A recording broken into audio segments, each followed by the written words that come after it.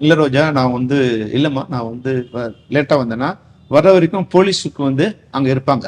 அவங்க உங்க உறவினர்களை வந்து ரொம்ப கெடுபிடி கெடுபிடி பண்ணிடுவாங்க. அது வந்து உங்க மேல வந்து ஒரு கோபத்தை உண்டாக்கும்.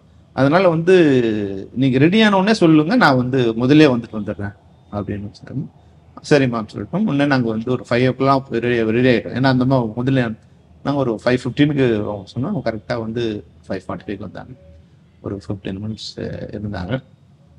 அப்புறம் வந்து ஒரு வெள்ளி குத்துவிளக்கு பரிசு கொடுத்தாங்க.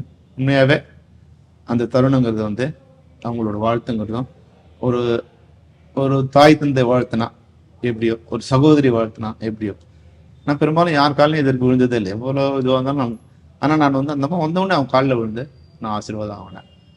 அது எனக்கு உண்மையாக அது எந்த எதிர்பார்ப்பும் கிடையாது. அவங்ககிட்ட வந்து எந்த எதிர்பார்ப்பும் முன்னாலேயும் அடைஞ்சதில்லை.